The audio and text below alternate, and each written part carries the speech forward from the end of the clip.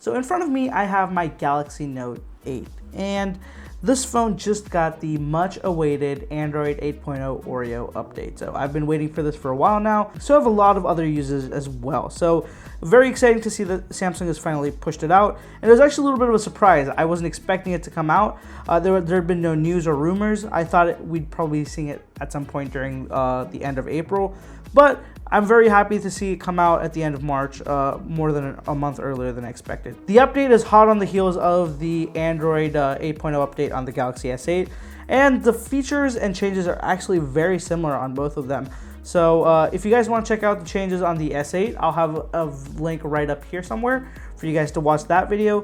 But let's look at the changes in the Note 8. But before I do that, let's look at benchmarks and compare the before and after the software update. So looking at the benchmarks, let's start off with Geekbench. And on Android 7.1.1, the single core score was 2024 compared to the 8.0's 1971. The multi-core score on the 7.1.1 was 6,768, whereas it was 6,564 on 8.0. So the difference here is that 8.0 seems to have lower Geekbench scores on both single and multi-core.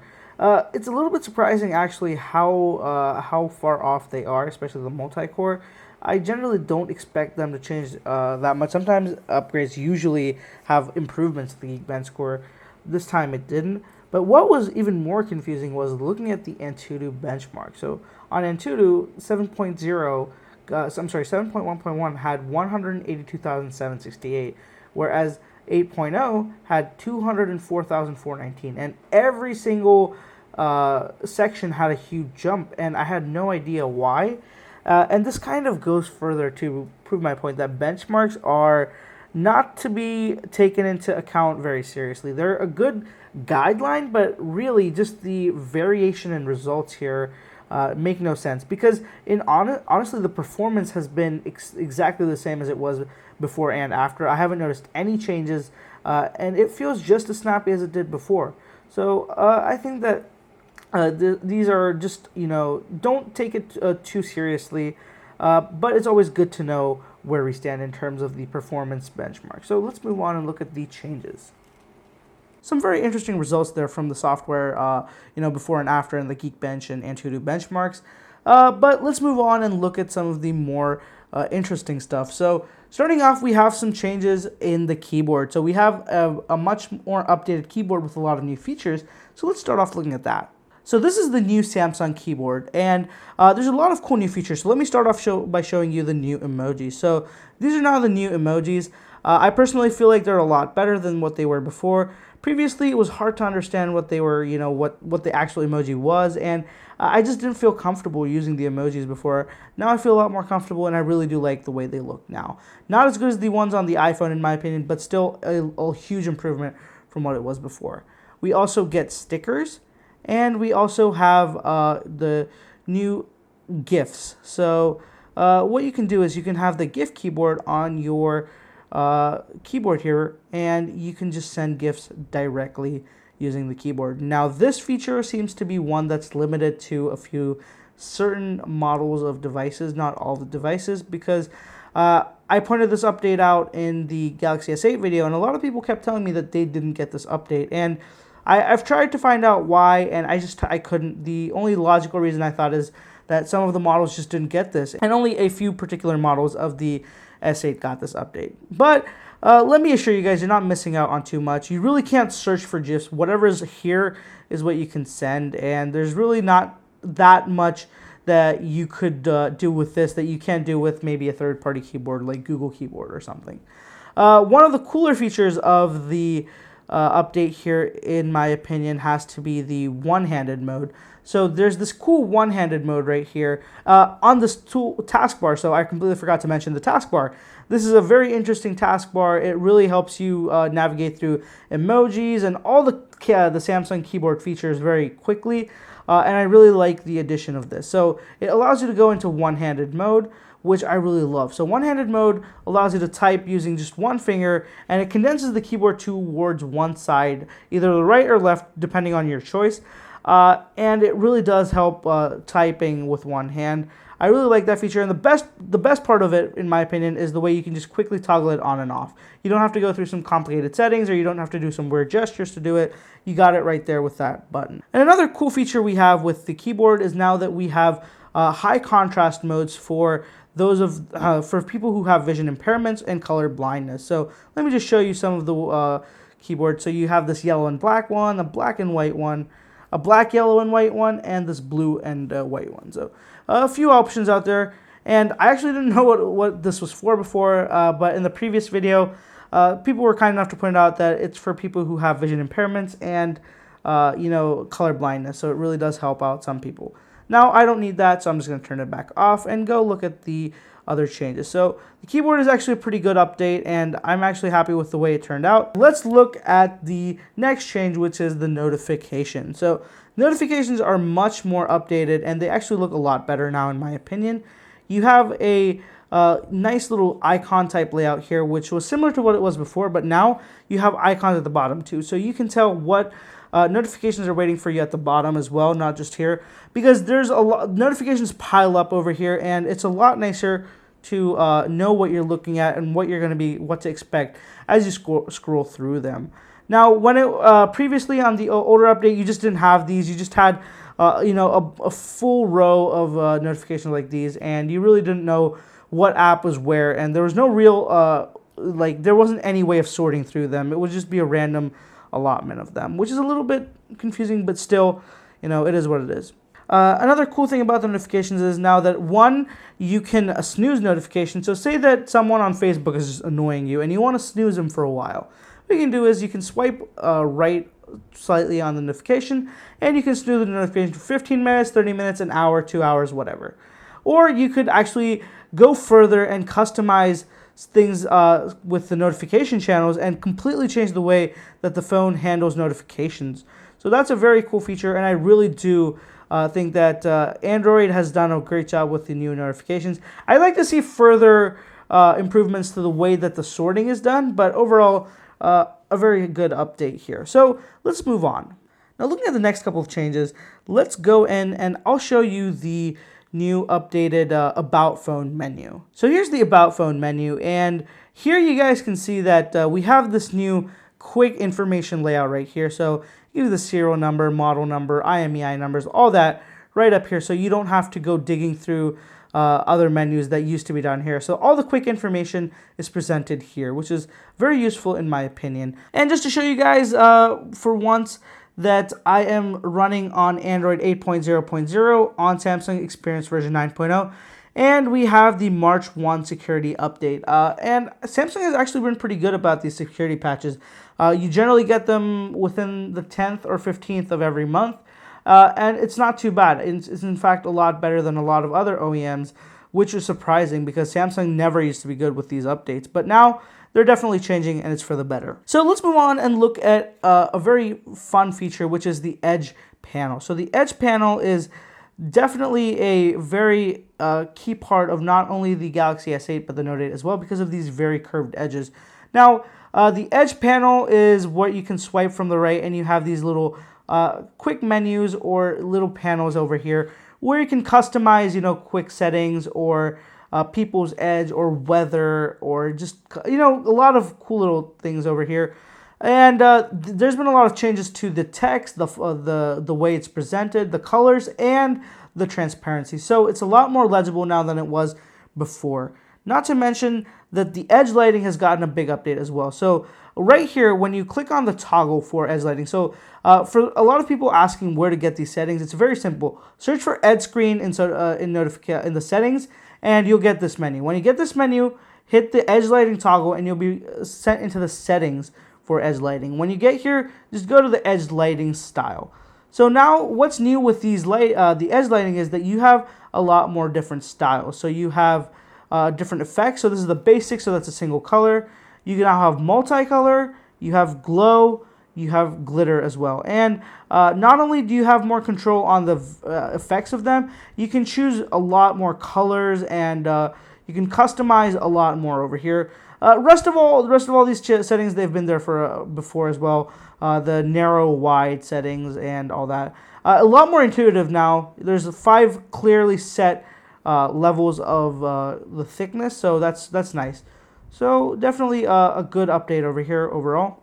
And just to move on, before we move on, for a lot of people who were complaining that they didn't see where the edge lighting is, I just want to make it clear that you can set where you see it. So a lot of people were saying that they didn't see it when the screen was on, or they didn't see it when the screen was off.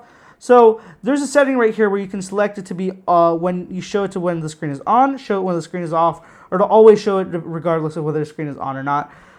Hit the always to have it give you that edge lighting whenever you get a notification, or toggle it as you need to. Now moving on, let's look at something a little bit more customizable, and that is the lock screen and the clock. So the lock screen, clock, and the always on display have a lot of new styles now. So let's look at the clock styles. So this is my current one, my current setup, and you can change it to have these different kind of analog clocks. There's new styles with the digital as well, so you have these new styles that you can use depending on, if you want to or not. And you can also choose colors and that kind of stuff. So a lot more options here. And I actually do like this one, so I'm just going to apply it. Same way with the clock style on the home screen as well. So this is the always on display. So go to lock screen, and you have a ton of different options here as well. So you could choose something that's transparent, minimalist, or you can have something that's a little bit more pronounced. So it really does give you a lot more in terms of this customization on the lock screen. And there's these updated looks for the always on display as well. And another cool feature that is hidden into settings now is dual messenger. So for a lot of people who use WhatsApp or messenger apps, you guys know that oftentimes there's people who use two accounts on the same app. So maybe you have two Snapchat accounts or two WhatsApp accounts or something. So you guys can actually use, you can have two copies of the same app now to use with each of your accounts. So what you do is go to settings, search for dual messenger, and you go into the dual messenger setting. Now, what it'll do is show you the list of available apps. All you have to do is select, just turn on, and what it'll do is it'll automatically install another copy of this app, so you can use two different profiles of the same app, but without having them interfere. So people who have two WhatsApp accounts, a lot of people in Asia have dual SIMs. So they have two phone numbers, but they can only use one WhatsApp because WhatsApp doesn't allow you to use multiple accounts. Same with Snapchat, you can't use multiple accounts. You'd have to completely log out, log back in, and you can't quickly toggle between accounts. So that's very cool, and you can actually do this for a lot of apps, but it's available for the apps I have, and all of them are the prominent social media apps. So a very useful feature here, and I'll just show you guys how it works. So say I want a second copy of Snapchat, I just hit the toggle on. It'll say install second app. Just agree and hit install. It'll turn on dual messenger, and it should so second Snapchat app installed. Go back home. Go up to your menu, and right here, see two copies of Snapchat. So there's the normal one, and here's the second one. So to find out which one is the second one, it'll have this small little orange gear icon towards the bottom of the app on the bottom right, and that way you can tell which one is which. So a very useful feature there, especially for people who use multiple accounts on same platforms like WhatsApp or Snapchat. So one of the final changes in the settings menu, a feature I actually really like is turn on Wi-Fi automatically. So turning on Wi-Fi automatically is a very cool feature that you can enable on your phone. And what it basically does is it allows you to turn on Wi-Fi in places that you visit frequently. So say that you have Wi-Fi set up at your friend's home. So if your Wi-Fi is off and the phone recognizes that you're going to a friend's house where you have your Wi-Fi registered, it'll automatically turn on Wi-Fi and connect your phone to that network. Previously, if Wi-Fi was off, you'd be stuck. You'd just be using cellular. And I've actually had a lot of experiences where, I'm out the entire day and I have Wi-Fi turned off for some reason or the other, generally for battery savings. I come back home and I don't realize that Wi-Fi is off, and I start watching videos or streaming media, and then probably 30 minutes, an hour later, I realize, oh crap, I'm using cellular data and not Wi-Fi. So this would fix all those issues. It turns Wi-Fi on automatically based on frequent locations, and it's actually a really smart feature to have.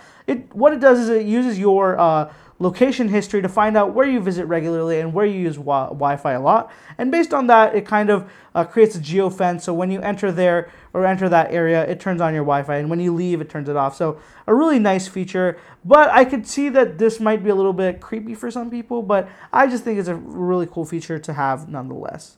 One of the smaller changes we have is that now when you create folders, you have a lot more options in terms of the folder color. So let me just say I want to create a folder with these two apps. Come on. So previously you could, enter the name, and towards the right you had color options. So what you could do was, there was 3 or 4 pre-selected colors. So you could choose those. That would be the color that would have been reflected on the app. So right here the folder is now that yellowish color. But what you can do now is you can actually have custom colors. So say I want this to be dark blue. What I could do is I could set it up to be dark blue, done, and whenever you exit the app, now the color is customized towards what you want. So I really do like that as well. It gives you an extra layer of this sort of customization. There's absolutely no need for it, but it's just cool to have. And the final change, and not even change, just a little bit of a bump and upgrade, would be the biometric. So biometrics in terms of the iris scanner and the fingerprint scanner. Now this update promises to improve them and make them a little bit better. And in my experience, the iris scanner is definitely a little bit better. It reacts a lot quicker. It unlocks the phone a lot faster. However, the fingerprint scanner is just the same. I really didn't notice any big changes on it. That also might be due to the fact that I use the always-on display. So there's a lot of these, there's this animation that goes on. So let me just show you. So when my always-on display, it turns on, what happens is you have all these graphics going on. You have the bluish color over here. There's these little stars, like galaxy-like things over there. And what happens is when I hit the fingerprint scanner, it doesn't immediately unlock. It takes a good second. So I'm gonna hit it. I'm just gonna rest my finger, and then I'll flip the phone, and and it'll show you how much time it actually takes for unlock. So 3, 2, 1. So that took its sweet time to unlock. Any other phone would have been unlocked in literally the next second. But because of that animation and going through with it, it does take a while. So let me just show you that animation from the top side up. So in 3, 2, 1. So there's a good second or second and a half of delay there before you actually get the animations to fade out and the new ones to fade in. So, I mean, it's not that big of a deal, but definitely I haven't seen any changes in speed there. It's the same exact way it was on 7.1 or 7.0. It was the same way on Nougat. So before the update, it was the exact same way. It's the same way now. And a small little change that I can't show you guys right now, but you're just going to have to take my word for it is, so whenever you have smart screen mirroring turned on the phone, so if you're mirroring the phone's display to a TV or a Chromecast, previously you couldn't turn off the display, it would just always be on, and if you lock the screen, it would stop mirroring on the TV, and it was a little bit annoying. The new update has made it so that the smart screen automatically turns off the display when it's mirroring, so if you're watching a video or something, it realizes that and it turns off the display, so you guys can save battery and not worry about going through all your entire battery while mirroring the phone. So a welcome change there. So that wraps up all the changes that this update had for this phone, guys. And overall, I'm very happy with the update. I've seen that there's been no real change in performance. It hasn't gotten worse, or it hasn't really felt a lot better in any way. It's performing exactly as it did, and that's not a bad thing. Battery life has been excellent. I haven't seen any changes whatsoever. I know a lot of people have battery issues after an update, but I just haven't had any sort of issues on my phone, and it's been a very stable update for me. So if you guys are on the Note 8, definitely update. I just want to make it clear, guys, some of the features may not appear on your phone. So when I did the S8 video, there were some features such as the GIF keyboard, what else was there? There was a few features that were missing on a few models, and there's honestly no reason for it to be missing, but I couldn't figure out why it was, and it was just something weird. So if that's happening, let me know down in the comments below for sure. Also, let me know what your thoughts are on the update. If you've updated, how do you guys feel about it? Has the performance been good? Because it's been good for me, and I'd love to hear what you guys have to say about it. So if you're not already subscribed to the channel, guys, definitely subscribe to the channel if you enjoyed the content. A lot more content on the Note 8 and the S9 Plus coming out soon. Follow me on social media if you want to get a look at the behind-the-scenes stuff of filming all these videos and all these tests that I run. Thank you guys so much for watching. I'll catch you in the next one.